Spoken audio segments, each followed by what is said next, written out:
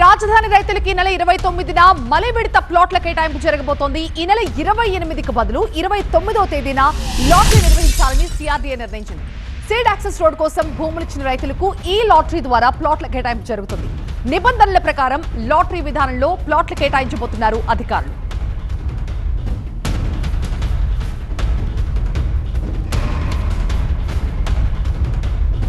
ఈ మలి విడత ప్లాట్ల కేటాయింపుకు సంబంధించి మా అసోసియేట్ ఎడిటర్ ఈశ్వర్ మరింత సమాచారం అందిస్తారు. ఈశ్వర్, ఎగ్జాక్ట్లీ రాజధాని అమరావతిలో ప్రస్తుతం అభివృద్ధి పనులు నిర్మాణ పనులు చాలా వేగంగా సాగుతున్నాయి. ఈ నేపథ్యంలో ల్యాండ్ పూలింగ్కి సంబంధించి కావచ్చు, అక్కడ ల్యాండ్ పూలింగ్కి సహకరిస్తున్న రైతులకు సంబంధించిన ఫ్లాట్ల కేటాయింపు విషయంలో ప్రభుత్వం చాలా వేగంగా ముందుకు వెళ్తుంది. గతంలో మొదటి విడతలోనే కొన్ని ఫ్లాట్లు ఇంకా పెండింగ్ ఉన్నాయి. సో వాటికి సంబంధించి పూర్తి చేసిన నేపథ్యంలో మళ్ళీ రెండో విడత ఈ నెల 29 నుంచి ప్రారంభించబోతుంది. 28న అనుకున్నప్పటికీ ఒకరోజు పోస్ట్పోన్ చేస్తూ ఈ నిర్ణయం తీసుకుంది. ఎందుకంటే ఆ రోజు కొన్ని కీలకమైన కార్యక్రమాలు ఉన్న నేపథ్యంలో 29కి పోస్ట్పోన్ చేయడం జరిగింది. సో కేబినెట్ మీటింగ్ రేపే చేయాల్సింది. రేపు కేబినెట్ మీటింగ్ ఉండడంతో 29కి పోస్ట్పోన్ చేస్తూ నిర్ణయం తీసుకుంది.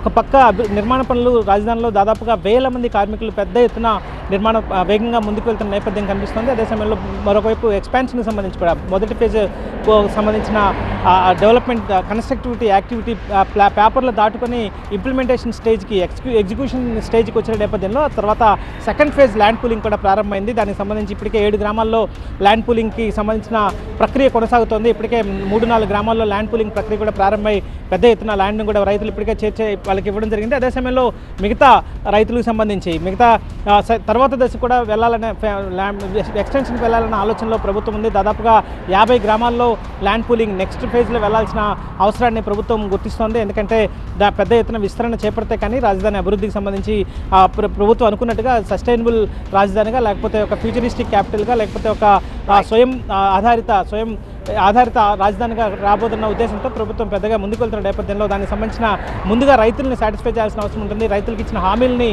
వాళ్ళకి నెరవేరిస్తే తప్పనిచ్చి వేగంగా ముందుకు వెళ్ళలేరు. కాబట్టి ఆ ప్రక్రియని వేగంగా చేయాలన్న ఉద్దేశంతోనే వెళ్తుంది. లాటరీ ప్రక్రియ ద్వారా ఇది ఉండబోతుంది. సో దట్ దానికి సంబంధించి రైతులకు ఏదైనా అభ్యంతరాలు ఉంటే మళ్ళీ తిరిగి ప్రభుత్వానికి కావచ్చు, సిఆర్డీఏకి రిక్వెస్ట్ చేయొచ్చు. ఎందుకంటే వీధి పోట్లకు సంబంధించి కావచ్చు, లేకపోతే మిగతా ఇంకేదైనా అక్కడ వాళ్ళకి సెంటిమెంట్గా ఏదైనా ఇష్టం లేకపోయినప్పటికీ కూడా ఒకవేళ మార్చాలంటే కూడా మార్చిస్తున్న నేపథ్యం కనిపిస్తుంది. సో రైతులకి అనుకూలంగా నిర్ణయాలు తీసుకుంటూ రైతుల సహకారంతో ముందుకు వెళ్లాల్సిన నేపథ్యం కాబట్టి ఆ దిశగా వేగంగా సిఆర్డీఏ ముందుకు వెళ్తున్న నేపథ్యం అయితే కనిపిస్తుంది.